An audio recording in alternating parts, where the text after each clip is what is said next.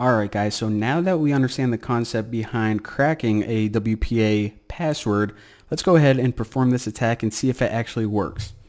Now before this video started, what I did is I changed my Wi-Fi settings to use WPA encryption, and I also changed my Wi-Fi password to bacon123.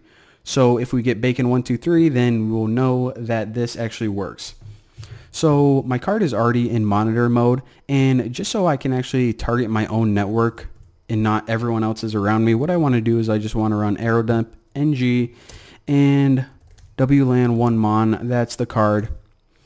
And I'm just going to get the MAC address, so let me stop that, of this network. So this is my network, Bucky's Wi-Fi, and again, I'm just doing this to target my own network so we don't actually try to crack anyone else's by accident. And I'm broadcasting on channel 1. So let me clear out of that and run this command again. Alright, so --BSSID. I can say I want to target that network, which is mine.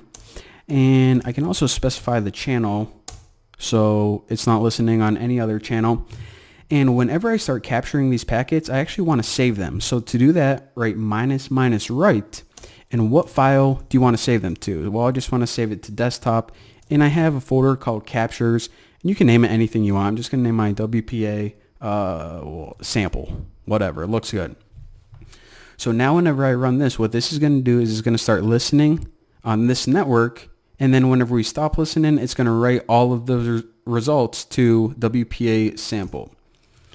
So there you go, I started listening for traffic. So what we need to do right now is we need to wait until a handshake takes place. Now the handshake, like we saw in the last video, that's the authentication process, basically a device proving to the access point that it does know the password. Now whenever this happens, we could look at that traffic, pull all of the useful data that we need out of it, and plug it into the formula where we can perform our dictionary attack. So we pretty much need for some legit person to log into the networks, like an employee, a teacher, whatever. Now, if you're at like a huge office building or like a university or something, people are going to be logging into this network all the time. However, if you're at a smaller establishment or maybe just like someone's home, it may take a while for someone to actually, log in to the network. So if you don't want to wait, what you can actually do is find someone that's already connected and just send them a deauthentication packet. So then you kick them off and they're going to log back in right there. So that's a cool little trick. But take note of this. I'm picking up my tablet and I'm not connected yet. And I'm about to type in password and log in and watch what happens in this top right area. As soon as we capture that authentication, which is called a handshake, is going to give us a little indicator. So it's really awesome. You don't have to guess. Did I get one yet? Did I get one? It's going to tell you. So I picked up my tablet and we'll just pretend like I'm a teacher, like someone legit that knows the password. Go to my settings, choose this network, and then let me type in bacon123. Now I'm about to hit connect, and again, keep your eye on that and check it out. So it says WPA handshake, and this means that we did capture one. So now I can just hold down Control-C to stop that. We got the information that we needed. Now, just so I can show you guys real quick, if I go to my captures right now, you see that this is the data we collected in all these different formats. I'm going to right click this and open in Wireshark and check it out. Rearrange and so you guys can see. All right. So this is all the packets that we caught, and if we try to read any of these, not going to be very successful. So it's pretty obvious that right now, even though we could look at some data, it is all, encrypted. This is useless to us. So what we're about to do next is we are going to loop through the passwords, and we're going to plug them each into a formula, and we're going to see what one works. So what you need is actually a list of passwords, and they are all over the internet. I'm going to show you the one that I got. I actually got this off of GitHub. So these are just the top 1,000 common ones. 1, 2, 3, password, 1, 2, 3, 4, yada, yada, yada. And let me show you guys something. So I put my password on line, where you at? All right. So on line 420, that's my password right here. So it's going to try all of these, and then whenever it gets to mine, bacon123, it's going to go dun da dun. Well, it's not actually going to make that sound, but you know, it's going to be thinking about it. It's going to be like, hey, I found the right password. I found something that works. And this is incredibly easy. So for this, we're going to be using a tool called AirCrackNG. Now, I'm going to talk to you guys about a little rant. The entire suite of tools, like the collection of tools that we're using for Wi-Fi, it's called AirCrack. And one of the tools in here is actually called AirCrackNG. So the name AirCrack isn't the name of the collection. It's also a name of a tool. So it gets kind of confusing, but you know, don't let it throw you. So AirCrackNG, that's what we're going to do to crack the password. And then it takes two pieces of information. The first one is the capture file, the one that we just opened in Wireshark. And mine is in desktop captures, and it was called WPA cap. Now, the next thing it needs is, all right, what are all the passwords that you want me to try? And that was that file I just showed you guys, and it was desktop list, and I believe it was called, no, top passwords and 1000.